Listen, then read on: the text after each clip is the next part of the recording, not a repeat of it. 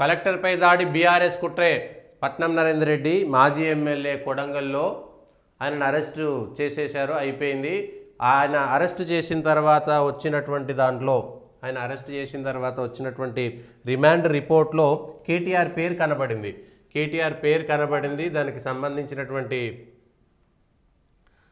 రిపోర్టుకు సంబంధించిన దాంట్లో కేటీఆర్ పేరు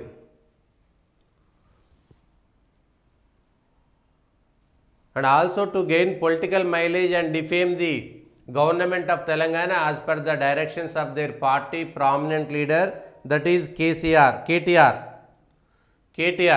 and others. Further, he also confessed that they frequently contacted the accused Suresh over his phone to assess execution of their acts. ఇది జరిగింది.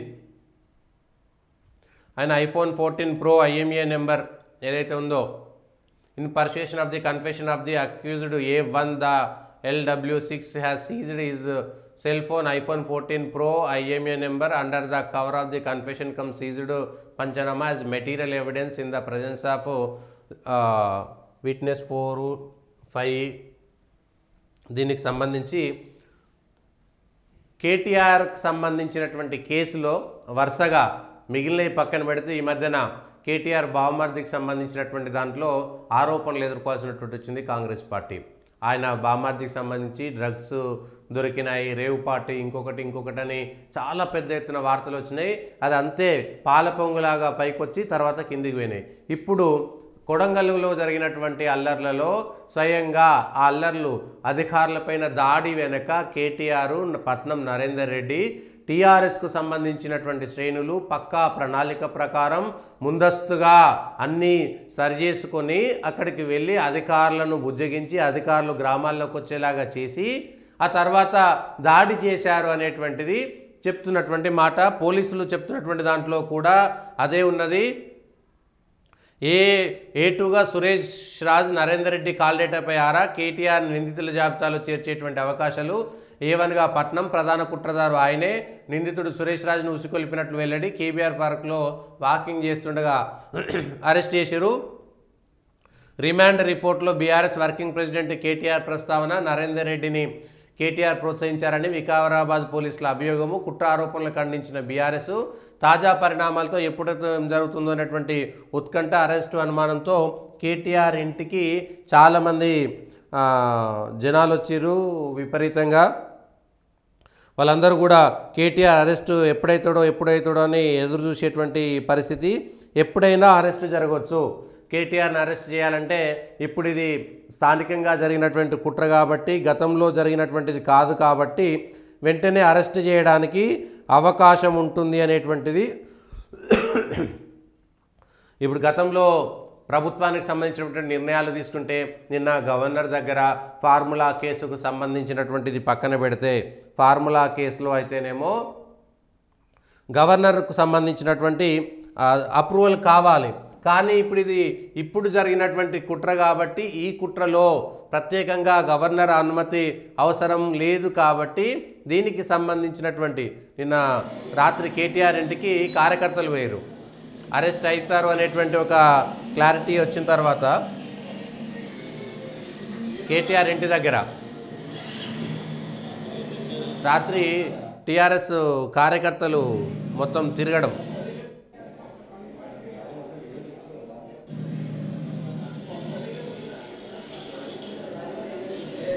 అర్ధరాత్రి 12-1 గంట వరకు కూడా అక్కడ టీఆర్ఎస్ కార్యకర్తలు కేటీఆర్ దగ్గరికి వచ్చారు. అంటే ఒక స్మెల్ అయితే వచ్చింది ఖచ్చితంగా కేటీఆర్ అరెస్టు ఏ విధంగా చేయాలి, అయితే ఇది కేటీఆర్ను కావాలని కుట్రదారులు చేస్తున్నారా, టీఆర్ఎస్కు విమర్శ చేసేటువంటి, నిరసన వ్యక్తం చేసేటువంటి అధికారం లేదా ప్రశ్న అది.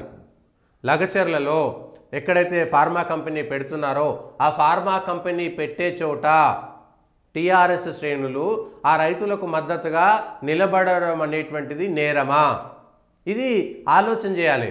ఒకవేళ నిలబడితే అది తప్పైతే ఎవరైతే గొంతులేని ప్రజలు ఉన్నారో ఆ ప్రజలకు మద్దతుగా అక్కడ ఉన్నటువంటి టీఆర్ఎస్ శ్రేణులు నిలబడితే అది తప్పనుకుంటే మరి కాంగ్రెస్ కూడా గతంలో అనేకమైనటువంటి ఉద్యమాలు చేసింది కదా. ఇదే గ్రూప్ 1కి సంబంధించినటువంటి వాళ్ళకు ఎవరైతే అభ్యర్థులు ఉన్నారో వాళ్ళకు మద్దతుగా అనేక మంది నిలిచారు కదా, అనేక చోట్ల వెళ్ళి వాళ్ళకి సంఘీభావం తెలిపారు కదా. ప్రతి అంశంలోనూ ప్రతిపక్షంలో ఉన్నప్పుడు కాంగ్రెస్ పార్టీ అప్పటి ప్రజల యొక్క అవసరాలకు, ఉద్యమాలకు, లేకపోతే నిరసనలకు వెళ్ళి ఇదే మల్లన్న సాగర్లో ముఖ్యమంత్రిగా ఉన్నటువంటి రేవంత్ రెడ్డి గారు అప్పటి ప్రతిపక్షంలో ఉన్నటువంటి పార్టీ నాయకుడిగా 48 గంటల పాటు నిరాహార దీక్షనో లేకపోతే దీక్షనో ఇంకొకటో చేయలేదా? మల్లన్న సాగర్లో రైతులకు మద్దతుగా దీక్ష చేపట్టలేదా? మల్లన్న సాగర్లో రైతులపైన దాడి జరగలేదా? మల్లన్న సాగర్లో లాఠీ చార్జీలు జరగలేదా? ఈ అంశాలపైన కూడా కాంగ్రెస్ పార్టీ క్లారిటీ ఇవ్వాలి. ఇవాళ కేవలం అది టీఆర్ఎస్ వ్యతిరేకించింది, ప్రజల వ్యతిరేకత లేదనేటువంటి ఒక భావన కల్పిస్తే తప్పు. ప్రజల యొక్క ఆవేదన లేదని లగచర్లలోనో, అక్కింపేటలోనో, లేకపోతే అక్కడ ఉన్నటువంటి పోలేపల్లిలోనో ఆ గ్రామాలలో ప్రజల వ్యతిరేకత లేదనేటువంటి ఒక మాట క్రియేట్ చేస్తే కాంగ్రెస్ పార్టీ పప్పులో కాలేసినట్టే. ప్రజల్లో వ్యతిరేకత ఉందా లేదనేటువంటిది మీ ఇంటెలిజెన్స్ దగ్గరికి వెళ్ళండి. ఇంటెలిజెన్స్ పోలీసు వాళ్ళు వెళ్తే వాళ్ళు భయపడుతుండొచ్చు. సాధారణంగా మీడియాని పంపించండి, మీడియా వాళ్ళకి చెప్తారు వాళ్ళు ఆ భూములు ఇవ్వడానికి వాళ్ళు సిద్ధంగా ఉన్నారా లేరా. నిజంగా ఇందులో భూములు లేనటువంటి వాళ్ళను అరెస్ట్ చేసాం, వాళ్ళకు భూములు లేవు, భూములు లేకపోతే గ్రామస్తులకు మద్దతుగా వాళ్ళు పోయి నిలబడడానికి అవకాశం లేదా? గ్రామాల్లో భూములు ఉన్నటువంటి వాళ్ళవి సేకరిస్తున్నారు, భూమి లేనటువంటి వాళ్ళు కూడా ఉన్నారు. కానీ ఆ ఊర్లో ఆ గ్రామస్తులకు మద్దతుగా మిగిలిన వాళ్ళు పోకూడదా? భూమి లేకపోతే భూమి ఉన్నటువంటి వాళ్ళకి మద్దతుగా పోవద్దా? ఆ భూములు ఉంటేనే మాకు కూడా రేపు కూలీ దొరుకుతుంది, ఆ భూములు ఉంటేనే మేము కూలీకి పోతాం, రేపు కంపెనీ వస్తే ఆ కంపెనీలో చదువుకున్న వాళ్ళకి ఉద్యోగాలు వస్తే మాకు వస్తాయో రావో, అక్కడ ఏం కంపెనీలు వస్తాయో ఏమో, అందులో మాకు ఏం పని దొరకదో అనేటువంటి బాధతోటి పోయి ఉండొచ్చు కదా. రెండు విధాలుగా ఆలోచించాలి కదా ఈ విషయంలో. కాంగ్రెస్ పార్టీ అక్కడ ప్రజల ఆవేదన లేదనేటువంటి మాట క్రియేట్ చేయడం కోసం ఇక్కడ కేటీఆర్, పట్నం నరేందర్ రెడ్డి, ఇంకెవరో సురేషో ఇంకెవరో ఈయన కలిసి చేశారనేటువంటి పని చెప్పితే కనుక పట్నం నరేందర్ రెడ్డిని పోలీసులు మఫ్టీలో వచ్చి అక్రమంగా అరెస్ట్ చేసి భయానక వాతావరణం సృష్టించారు. భూమిని కోల్పోతామని బాధపడుతున్న గిరిజన, దళిత, బీసీ రైతులకు జైల్లో పెట్టి చిత్రహింసలు పెడుతున్న నికృష్ట ప్రభుత్వం ఇది. రేవంత్ భూదాహయజ్ఞంలో అతివేశాలు వేసి అధికారులు బలిపాశాలు కావద్దు. రాష్ట్రంలో అయితే అధికారులు బలిపశువులైంది. టీఆర్ఎస్ పార్టీలో కూడా అధికారులు, పోలీస్ అధికారులే ఫోన్ ట్యాపింగ్ కేసులో బలిపశువులయ్యారు ఇవాళ. సో వాళ్ళైనా వీళ్ళైనా ఒకటే అనేటువంటిది జనాలకు వస్తుంది. రాష్ట్రంలో శాంతి భద్రత లేవు. సీఎం రేవంత్ రెడ్డి అసమర్థత ఇందుకు కారణం. తన సొంత నియోజకవర్గంలో జరిగిన ఘటనకు స్థానిక ఎమ్మెల్యే అయిన ముఖ్యమంత్రి బాధ్యత వహించాలి. సీఎం నియోజకవర్గంలో అధికారులు తిరగలేని దుస్థితి నెలకొంది. రైతుల నుంచి భూములు తీసుకునే పద్ధతి ఇది కాదు.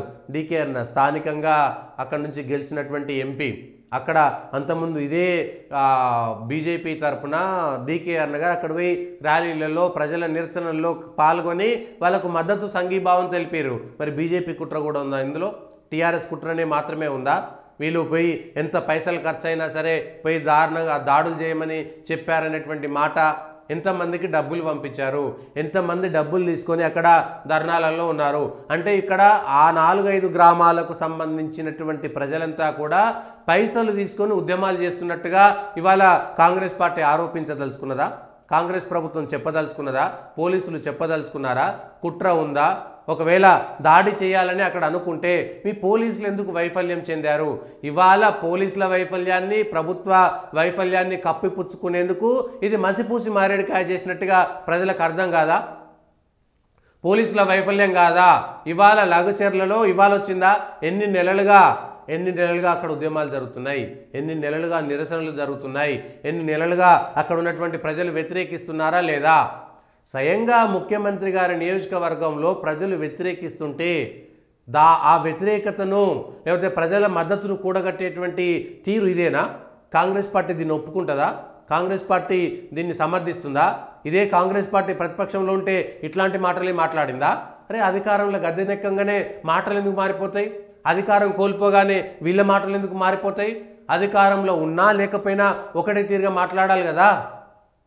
నిన్నటిదాకా అధికారంలో ఉన్నటువంటి టీఆర్ఎస్ పార్టీ మాట్లాడినటువంటి మాటలు ఇవాళ కాంగ్రెస్ పార్టీ మాట్లాడుతుంది. ఇవాళ కాంగ్రెస్ పార్టీ అధికారంలోకి రాగానే నిన్నటి టీఆర్ఎస్ మాటలన్నీ కాంగ్రెస్లో మా నాయకులు పలుకుతున్నారు. అవే మాటలు, అవే పలుకులు, మనుషులు మారిపోయారు, పలుకులు ఒకటే. వీళ్ళు గద్దెనెక్కితే వాళ్ళ మాటలు వీళ్ళు మాట్లాడుతున్నారు, వాళ్ళు గద్దె దిగగానే వీళ్ళ మాటలు వాళ్ళు మాట్లాడుతున్నారు.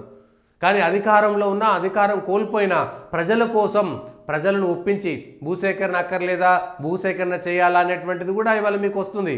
కానీ అభివృద్ధికి అడ్డం పడతారా, అది వేరే అంశం. అభివృద్ధికి భూసేకరణ చేయొచ్చు, రైతుల భూములు అవసరం ఉంటుండొచ్చు, కానీ ఆ రైతులను ఒప్పించేటువంటి విధానం ఇదేనా, ఆ పద్ధతి ఇదేనా? ఇవాళ మీరు అధికారంలో ఉన్నారు. నిజానికి సేమ్ కేసీఆర్ది కూడా ఇదే. మల్లన్న సాగర్లో వీళ్ళందరినీ తీసుకుపోయి గజ్వేలు సీఎం సొంత నియోజకవర్గంలోకి పోతే ప్రజలు కూడా ఆశపడ్డారు. అరే సీఎం సొంత నియోజకవర్గం కాబట్టి మనకు మామూలు కంటే మిగిలిన భూసేకరణ దానికంటే మనకు 10 రూపాయలు ఎక్కువ వస్తాయని పోతే గజ్వేలు వాళ్ళందరినీ ఓటర్లుగా పెట్టుకొని వాళ్ళందరికీ డబుల్ బెడ్రూమ్లు కట్టించినట్టుగా చేస్తే ఈ మల్లన్న సాగర్ బాధితులకు ఇచ్చినటువంటి డబుల్ బెడ్రూమ్లు ఎక్కడికక్కడ కూలిపోయినాయి, నాణ్యత లేకుండా పోయినాయి. అసలు అక్కడ ఇండ్లు నిలబడడానికి నివాస యోగ్యానికి అనుకూలంగా లేనటువంటి అన్నీ ఇచ్చేసిరు వాళ్ళకి ఇచ్చినటువంటి భూములు కూడా ఎక్కడెక్కడో 20-30 కిలోమీటర్ల దూరంలో ఇండ్లు కొనుక్కొని పోయి రావాల్సినటువంటి పరిస్థితి వచ్చింది. ఎక్కడ దొరకనటువంటి పరిస్థితి. సేమ్ అదే టీఆర్ఎస్ బాటలో ఇవాళ కేసీఆర్ బాటలో రేవంత్ రెడ్డి గారు నడుస్తలేరా? అదే కనబడతలేదా మనకు? రాజకీయంగా దీన్ని కేసీఆర్ పైనో కేటీఆర్ పైనో టీఆర్ఎస్ పైనో నెట్టేటువంటి ప్రయత్నం కనుక కాంగ్రెస్ పార్టీ చేస్తే కాంగ్రెస్ పార్టీ ప్రభుత్వము పోలీసులు అధికారులు పప్పులో కాలేసినట్టే. ప్రజల యొక్క బాధను, ప్రజల యొక్క ఆవేదనను, ప్రజల యొక్క ధర్మాగ్రహాన్ని కూడా అర్థం చేసుకోగలిగినటువంటి పరిస్థితి ఉండాలి. ఇవాళ మీరు అరెస్టు చేసి ఉండవచ్చు, కుట్ర చేసిరనేటువంటి బాధ, కుట్ర చేసిరనేటువంటి ఒక అభియోగం మీరు మోపి ఉండవచ్చు, అరెస్టు చేసి ఉండవచ్చు. అందులో అరెస్టు కాబట్టి జైల్లోకి వెళ్ళి రిమాండ్లో ఉన్నటువంటి ఆ 18 మందిలో ఆ గ్రామస్తులా కాదా?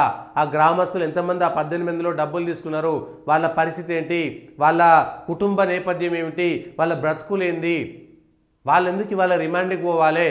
రేపు పొద్దుగాల ఆ కోపం, ఆక్రోశం, ఆగ్రహం అంతా కాంగ్రెస్ పార్టీ వాళ్ళ కొడంగల్లో ఉండేటువంటి ప్రాతినిధ్యం వహిస్తున్నటువంటి రేవంత్ రెడ్డి గారు ఆగ్రహానికి గురికాక తప్పదు కదా. మళ్ళీ ఇంత జరుగుతుంటే కొడంగల్లో తిరుపతి రెడ్డి గారు పోయి వికారాబాద్ పోయి అధికారులను కలిసి చేసి ఇది ఇంకా ప్రజలను రెచ్చగొట్టినట్టే. వాళ్ళు పైసలు తీసుకొని రెచ్చగొట్టిరా లేదా? వాళ్ళు గతంలో వాళ్ళకి ఏమైనా నేర చరిత్ర ఉందా? పైసలు తీసుకొని నేరాలు చేసినటువంటి చరిత్ర ఉందా? మీరు ఇవాళ రిమాండ్ చేసినటువంటి 18 మంది భూములు లేనటువంటి వాళ్ళందరినీ రిమాండ్ చేసిరు కదా. భూములు లేనటువంటి వాళ్ళను, పేదలను గొంతు నొక్కినట్టా కాదా? మిగిలినటువంటి భూములు ఉన్నటువంటి వాళ్ళు దాడులు చేయలేదా? ఎక్కడో తేడా కొడతలేదా? కాంగ్రెస్ పార్టీకి ఆలోచన రావట్లేదా? ఇవాళ మీరు అరెస్టు చేసి ఏదో కేటీఆర్ను, పట్నం నరేందర్ రెడ్డిని ఎక్స్పోజ్ చేసినామని మీరు అనుకుంటున్నారు, కుట్ర చేసినామని మీరు అనుకుంటున్నారు. కానీ ప్రజల ఆగ్రహం ఇవాళ కొడంగల్లో రేపు పొద్దుగాల భయపెట్టి మళ్ళా కాంగ్రెసే గెలుస్తుండవచ్చు. ఇవాళ గజ్వేల్లోనో మల్లన్న సాగర్ ఉన్నటువంటి దుబ్బాకల్లోనూ టీఆర్ఎస్ గెలిచినంత మాత్రాన ప్రజలు, తెలంగాణ ప్రజలంతా కూడా అటువైపు లేరు. ఆ ప్రభావము, ఆ ఫ్రీక్వెన్సీ తెలంగాణ మొత్తం వ్యాప్తి చెందుతుంది. ఆ మూల్యం కాంగ్రెస్ పార్టీ చెల్లించుకోవాల్సి వస్తుంది. ఇవాళ టీఆర్ఎస్ పార్టీ ఏ విధంగా అయితే గ్రామాలలో వ్యతిరేకత మూట కట్టుకున్నదో ఈ అంశాలన్నీ మల్లన్న సాగర్లో ఓడిపోకపోవచ్చు, గజ్వేల్లో ఓడిపోకపోవచ్చు, కానీ స్వయంగా ముఖ్యమంత్రి కామారెడ్డిలో ఓడిపోవాల్సినటువంటి పరిస్థితి ఎందుకు వచ్చిందో ఒక్కసారి ఆలోచన చేసుకోండి. అయితే అది మల్లన్న సాగర్ ఇక్కడ కడితే ప్రజలు ఇక్కడ ఓడగొట్టాలంటే భయపడ్డారు. అధికారంలో ఉన్నది వాళ్ళు, అధికారులు వాళ్ళు. రేపు పొద్దుగాల అక్కడ అప్పటికీ దుబ్బాకలో ఒక ఉప ఎన్నికలో టీఆర్ఎస్కి వ్యతిరేకంగా ఓటేసేటువంటి ధైర్యం కూడా చేసారు ప్రజలు. ఆ తర్వాత మళ్ళా వీళ్ళే అధికారంలోకి వస్తారనేటువంటి ఒక భయంతో అక్కడ ఓటేసిరు తప్పితే ప్రేమతోటి ఓటేసింది కాదు. అయితే ఆ గ్రామాల్లో కోల్పోయినటువంటి ఇండ్లు కోల్పోయినటువంటి ఒక 10 గ్రామాలు 15 గ్రామాల వాళ్ళు మాత్రం బయటికి పోతారు కాబట్టి మిగిలిన వాళ్ళకి ఇబ్బంది లేదు కాబట్టి వాళ్ళు ఓటేస్తుండొచ్చు. కానీ ఆ ప్రభావము, ఈ ప్రశాంతత కోల్పోయినటువంటి తెలంగాణ పల్లెలు ఖచ్చితంగా తిరుగుబాటు చేసేటువంటి ప్రయత్నం చేస్తాయి. ఆ తిరుగుబాటు ప్రతి చోట దాడులు కాకపోవచ్చు, కానీ రేపు పొద్దుగాల స్థానిక సంస్థల ఎన్నికల్లో, లేకపోతే రేపు పొద్దుగాల మున్సిపాలిటీల ఎన్నికల్లో కాంగ్రెస్ పైన ఈ 11 నెలల కాలంలోనే స్వయంగా ముఖ్యమంత్రి గారి నియోజకవర్గంలోనే ఏ వ్యతిరేకత అయితే మీరు 10 ఏళ్లలో టీఆర్ఎస్ పార్టీ మూటగట్టుకుందో ఇవాళ అదే అంశాన్ని ఇవాళ మీరు కూడా మూటగట్టుకోవాల్సి వస్తుందనేటువంటిది ఒక్కసారి అర్థం చేసుకోవాల్సినటువంటి అవసరము మీ పైననే ఉంది, ఎవరిపైనో లేదు. కాంగ్రెస్ పార్టీ చెప్పాల్సినటువంటి అవసరం ఉన్నది. పట్నం నరేందర్ రెడ్డి అస్థిరపరిచేటువంటి కుట్ర. నరేందర్ రెడ్డి రిమాండ్ రిపోర్ట్లో పోలీసులు ప్రభుత్వాన్ని అస్థిరపరిచేటువంటి కుట్ర. బీఆర్ఎస్ వర్కింగ్ లగచర్లలో కలెక్టర్ ప్రభుత్వాన్ని అస్థిరపరచడంతో పాటు అప్రతిష్ట పాలు చేసేందుకే ప్లాన్ చేశారని పోలీసులు పేర్కొన్నారు. ఇది చూస్తే ఏదైనా గుర్తొస్తుందా? ప్రభుత్వాన్ని అస్థిరపరచడము ఏ విధంగా అస్థిరపరచడము? గతంలో కేసీఆర్ అధికారంలో ఉన్నప్పుడు కూడా ఫామ్ హౌస్లో కొంతమంది ఎమ్మెల్యేలను కొనడానికి బీజేపీ పార్టీ ఎవరినో పంపించింది. వందల వేల కోట్ల రూపాయలు ఎమ్మెల్యేలకు ముట్టజెప్పేటువంటి ప్రయత్నం చేస్తున్నారు. మునుగోడు ఉప ఎన్నిక సందర్భంలో ప్రభుత్వాన్ని అస్థిరపరిచేటువంటి కుట్ర సాగుతుందని ఆ రోజు కూడా కేసీఆర్ గారు కూడా సేమ్ ఇవే చూసిరా. అప్పుడు అదే మాట, ఇప్పుడు ఇదే మాట. ప్రభుత్వాలు మారుతున్నాయి, పదాలు మారట్లేదు, పలుకులు మారట్లేదు, పోలీసుల వ్యవహార శైలి మారట్లేదు. పోలీసులు అంటే పోలీసులది కాదు, ప్రభుత్వం యొక్క ఒత్తిడి ఇంకొకటి లేనే లేదు. అందులో ప్రభుత్వాన్ని అస్థిరపరిచినట్ట ఒక నియోజకవర్గంలో ఒక 4 గ్రామాలలో జరిగేటువంటిది అప్రతిష్ట పాలు చేయడం అంటే టీఆర్ఎస్ అయినా బీజేపీ అయినా ప్రతిపక్షంలో ఉన్నప్పుడు కాంగ్రెస్ పార్టీ ప్రభుత్వాన్ని అప్రతిష్ట పాలు చేయడానికి ఇవాళ లగచర్లు కాకపోతే ఇంకొక చోట చేస్తారు. ఏదో చెర్లలో ఖచ్చితంగా చెర్లలో చేసారు, ఇక్కడ చేస్తారు, ఇంకో మూసీలో చేసారు, ఇంకొక సందర్భంలో కూడా ప్రభుత్వాన్ని అప్రతిష్ట పాలు చేస్తారు. ఎందుకు చేయరు? ప్రతిపక్షాలు ఉన్నాయి ఎక్స్పోజ్ చేయడానికి, ప్రతిపక్షాలు ఉన్నాయి మిమ్మల్ని విమర్శించడానికి. అయితే ఇక్కడ డబ్బులు ఎన్ని పంపించారు, ఎవరెవరికి ఇచ్చారు అనేటువంటి అంశంపైన కూడా క్లారిటీ రావాల్సిందే. మీ భూములు మీకు దక్కాలంటే ప్రభుత్వం అధికారులపై తిరగబడాలని ప్రేరేపించారు. ఎవరైనా తిరగబడాలి అంటారు కదా. ఇవాళ నక్సలైట్ సిద్ధాంతం మాది, నక్సలైట్లు దేశభక్తులు, నక్సలైట్లకు లాగానే మేం చేస్తామని చెప్పుకున్నటువంటి వాళ్ళందరూ కూడా ఇవాళ తిరుగుబాటు అంటే ఏమిటి? తిరగబడాలి అధికారులపైన అంటే దాడి చేయమన్నట్ట, ప్రశ్నించాలన్నట్ట, అధికారులను రాకుండా అడ్డుకోవడానికి వాళ్ళకు హక్కు లేదా? ఈ అంశాలపై కూడా క్లారిటీ ఇవ్వాలి. అధికారులది తప్పు లేదా? అక్కడ జరుగుతున్నటువంటి ప్రజల యొక్క ఆగ్రహాన్ని అంచనా వేయడంలో అధికారుల తప్పు లేదా? ఇవాళ ప్రభుత్వ వైఫల్యాన్ని కప్పిపుచ్చుకునేందుకు ఇదంతా ఆడుతున్నటువంటి నాటకం అనేటువంటిది ఖచ్చితంగా వస్తుంది. ఇవాళ టీఆర్ఎస్ పార్టీ ప్రతిపక్షంలో ఉంది కాబట్టి సహజంగా వాళ్ళపైన కూడా ప్రశ్నలు వస్తాయి. మీరు అధికారంలో ఉన్నప్పుడు మల్లన్న సాగర్లో ఈ ఇటిగడ్డ కిష్టాపూర్తో సహా మిగిలినటువంటి గ్రామాలన్నింటినీ కూడా అక్కడ మీరు ఖాళీ చేయించేటువంటి సందర్భంలో మీరు వ్యవహరించినటువంటి దమనకాండ కూడా, మీరు వ్యవహరించినటువంటి తీరు కూడా ఇవాళ కనబడుతున్నది కదా. మీ వ్యవహార శైలి ఏంటో కనబడుతున్నది కదా, మీ పద్ధతి ఏంటో కనబడుతున్నది కదా.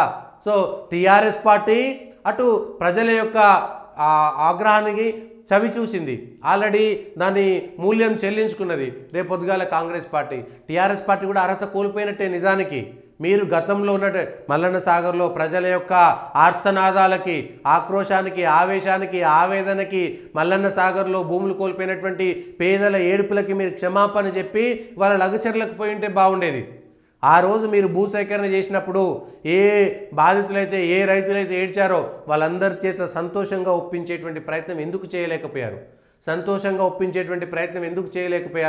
సో కాబట్టి ముందుగాల టీఆర్ఎస్ నాయకులు మల్లన్న సాగర్లో భూములు కోల్పోయి ఏడ్చి పెడబొబ్బలు పెట్టి ఇబ్బందులు పడి జీవితాలు కోల్పోయి ఆత్మహత్యలు చేసుకొని ఏది చితి పేర్చుకొని ఆ చితిమంటలో కాలిపోయినటువంటి వ్యక్తి కూడా ఉన్నాడు కదా. అదే మల్లన్న సాగర్లో ఆ ఇంటిని వదిలిపెట్టలేక, ఆ మమకారంతో తీపితోటి ఆ గ్రామాన్ని వదిలిపెట్టలేక ఇల్లు కోల్పోతుంటే అదే ఇంటిలో ఇంటి దూలాలు వాసాలను చితిలాగా పేర్చుకొని కాల్చుకున్నటువంటి సంఘటన మీ టీఆర్ఎస్ పార్టీకి సంబంధించినటువంటి ప్రభుత్వ హయాంలో స్వయంగా ముఖ్యమంత్రి ప్రాతినిధ్యం వహిస్తున్నటువంటి సిద్దిపేట జిల్లాలో దుబ్బాక, ముఖ్యమంత్రిగా చదువుకున్నటువంటి దుబ్బాక నియోజకవర్గంలోనే కదా సాగింది. సేమ్ అక్కడ ముఖ్యమంత్రి గారి జిల్లా నియోజకవర్గాలకే, ఇక్కడ ముఖ్యమంత్రి గారికి సంబంధించినటువంటి నియోజకవర్గంలోనే రెండు ఎక్కడి పోయినా పోటాపోటీ. సేమ్ అదే బాటలో కేసీఆర్ గారి బాటలో రేవంత్ రెడ్డి గారు నడుస్తున్నారు అనడానికి ఇంతకంటే పెద్ద ఉదాహరణ లేదు.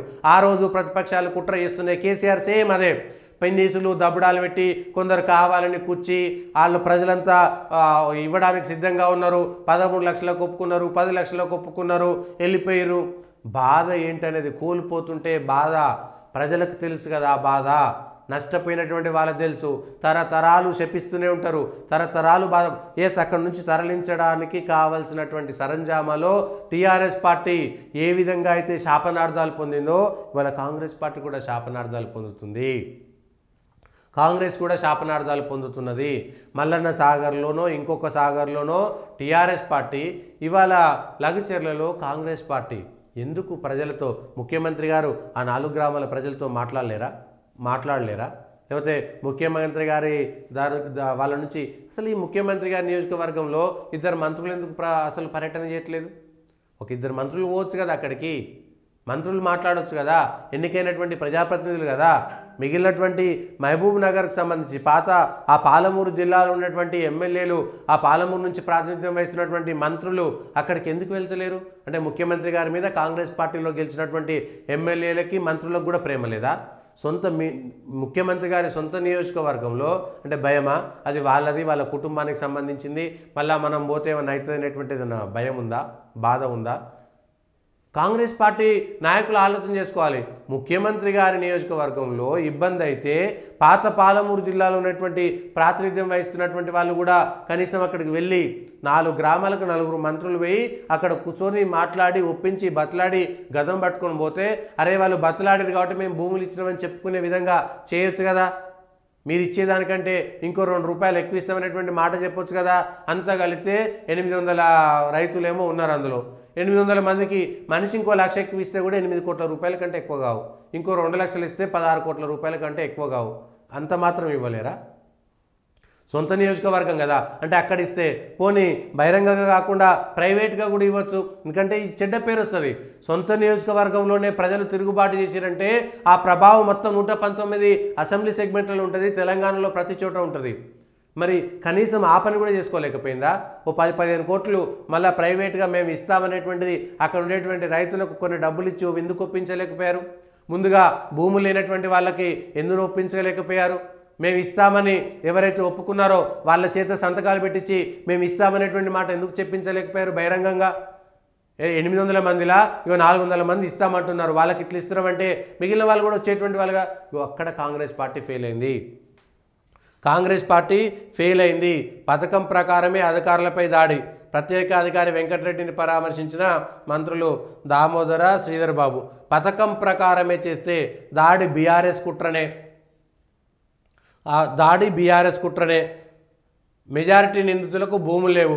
ముందస్తు కుట్రతోనే కలెక్టరు అధికారులపై దాడి. పక్కా సాక్ష్యాధారాలతో నరేందర్ రెడ్డిని ఏవనగా చేసి అరెస్టు చేశాము. రిమాండ్కు తరలించిన దాంట్లో పట్నం నరేందర్ రెడ్డి, భోగమోని మహేష్, బ్యాగరి విశాలు, నీరెడ్డి సాయిలు, నీరెడ్డి రమేష్ వీరిని బుధవారం అరెస్ట్ చేశారు. ఏ శివకుమారు, మైలారం విష్ణువర్ధన్ రెడ్డి, హీర్యానాయకు, పతివత్ శ్రీను, పతివత్ ప్రవీణు, పతివత్ వినోదు, రాథోడ్ వినోదు, జర్పాల హీర్యానాయకు, భాస్యానాయకు, బ్యాగరి యాదయ్య, దూరమోని రమేషు, కావలి రాఘవేందరు, లక్ష్మయ్య, నీలి రవి, శ్రీశైలం బాలకృష్ణయ్య. దీంట్లో 2-3 తప్ప మిగిలిన వాళ్ళు బీసీ ఎస్సీ ఎస్టీలే ఉన్నారు. మిగిలిన వాళ్ళందరూ కూడా బీసీ ఎస్సీ ఎస్టీలే ఉన్నారు. వీళ్ళందరూ కూడా దాడి చేశారా? వీళ్ళ దాడి వెనుక ఉన్నటువంటి ప్రమేయం ఏమిటి? వీళ్ళందరూ కూడా టీఆర్ఎస్ కార్యకర్తలేనా? ఒక్కరు కూడా కాంగ్రెస్ వాళ్ళు లేరా? ఒక్కరు కూడా బీజేపీ వాళ్ళు లేరా? లేకపోతే ఒక్కరు కూడా ఏ పార్టీకి సంబంధం లేనటువంటి వాళ్ళు లేరా? వీళ్ళందరూ కూడా ఎస్టీలు లేకపోతే ఎస్సీలు ఉన్నారు. అందులో ఒక 2-3 తప్పితే మిగిలినటువంటి వాళ్ళలో అందరిలో ఎస్సీ ఎస్టీలే ఉన్నారు. వీళ్ళందరినీ అరెస్ట్ చేస్తే రేపు పొద్దుగాల పోదా జనంలోకి? రేపు పొద్దుగాల ఎస్సీ కమిషన్, ఎస్టీ కమిషను వీళ్ళని అరెస్ట్ చేసేటువంటి విషయంలో రేపు పొద్దుగాల ఎస్సీ ఎస్టీ కమిషన్పై విచారణ చేయాలి. ఎస్సీ ఎస్టీ కమిషను, జాతీయ కమిషన్ ఉంది, ఇవాళ మానవ హక్కుల కమిషన్ ఉంది. మానవ హక్కుల కమిషన్ కూడా వీళ్ళకి నోటీసులు ఇవ్వాలి. నిజంగా వీళ్ళని ఎందుకు అరెస్ట్ చేసిరు? బీసీ ఎస్సీ కమిషన్లు కూడా, ఎస్టీ కమిషన్లు, 3 కమిషన్లు ఉన్నాయి. ఈ 3 కమిషన్లు కూడా ఇవాళ భూసేకరణలో భూములు కోల్పోతున్నటువంటి వాళ్ళ పక్షాన BC commission, SC commission, ST commission రాదా? ఎస్టీ కమిషన్ ఉంది కదా, తెలంగాణ నుంచే ఎస్సీ కమిషన్ సభ్యులు ఉన్నారు, తెలంగాణ నుంచే ఎస్టీ కమిషన్ సభ్యులు ఉన్నారు. ఇవాళ ఎస్సీ ఎస్టీ కమిషన్ సభ్యులు భూసేకరణకు వ్యతిరేకంగా ఇవాళ అక్కడ ఉన్నటువంటి ఎస్టీ తండాలలో ఉండేటువంటి లంబాడాలు కానీ, అక్కడ ఉండేటువంటి ఎస్సీలు కానీ, బీసీలు కానీ తాము భూమిని ఇవ్వడానికి ఒప్పుకోవట్లేదనేటువంటి మాట చెప్తున్నటువంటి వాళ్ళు, వీళ్ళందరినీ కూడా కుట్రపూరితంగా అరెస్ట్ చేసిరా లేకపోతే ఇంకో రకంగా అరెస్ట్ చేసిరా? రేపు పొద్దుగాల బీసీ ఎస్సీ ఎస్టీ కమిషన్ ఇక్కడికి పోవాలన్నా వద్దా? పోయి నిజానిజాలు తేల్చాలి. పోలీసులను తప్పుపట్టడం, పోలీసుల వ్యవహార శైలిని తప్పుపట్టడం ప్రభుత్వానికి సంబంధించినటువంటి అంశాలు కాదు. ఇవాళ రెండో కోణం కూడా రావాలి. ఎస్సీ ఎస్టీ కమిషనర్ల కుటుంబ సభ్యుల యొక్క వివరాలు సేకరించాలి. వాళ్ళందరికీ కూడా న్యాయం చేయాలి. నిజంగా వీళ్ళందరూ ఎన్ని డబ్బులు తీసుకున్నారు? ఇందులో ప్రశ్నించిన తర్వాత ఘటనతో సంబంధం లేని 40 మందిని విడుదల చేశామని, దాడిలో పాల్గొన్న వారిలో 42 మందిని గుర్తించామని, అయితే ఇందులో 19 మంది ఏ సంబంధం లేకుండానే దాడిలో పాల్గొన్నారని వెల్లడించారు. మెజారిటీ నిందితులకు అక్కడ భూములు లేవని, ముందస్తు కుట్రలో భాగంగానే ఈ ఘటన జరిగినట్టుగా ఆధారాలు ఉన్నాయని ఐజీ చెప్పారు. ఆధారాలు ఏంటి? వీళ్ళంతా డబ్బులు తీసుకున్నారా? వీళ్ళంతా పైసలు తీసుకున్నారా? వీళ్ళందరికీ ఈ సురేష, ఇంకోవరా, మహేందర్ రెడ్డా, నరేందర్ రెడ్డా వాళ్ళందరూ పైసలు ఇచ్చిరా? ఈ విషయాలు కూడా క్లారిటీ ఇవ్వాలి. వీళ్ళందరూ కూడా పైసలు ఇచ్చిరా లేదా అనేటువంటి విషయం క్లారిటీగా చెప్పాలి. లేకపోతే ఈ బీసీలకు సంబంధించి, ఎస్టీలకు సంబంధించినటువంటి, ఎస్సీలకు సంబంధించినటువంటి వాళ్ళను మీ ప్రభుత్వం మీ అవసరాల కోసం వ్యవస్థను ఉపయోగించుకొని అరెస్ట్ చేసినట్టుగా చెడ్డ పేరు తెచ్చుకోవాల్సినటువంటి పరిస్థితి మాత్రం వస్తుంది. లేకపోతే నష్టపోయేది ఎవరంటే ముఖ్యంగా కాంగ్రెస్ పార్టీ నష్టపోతుంది.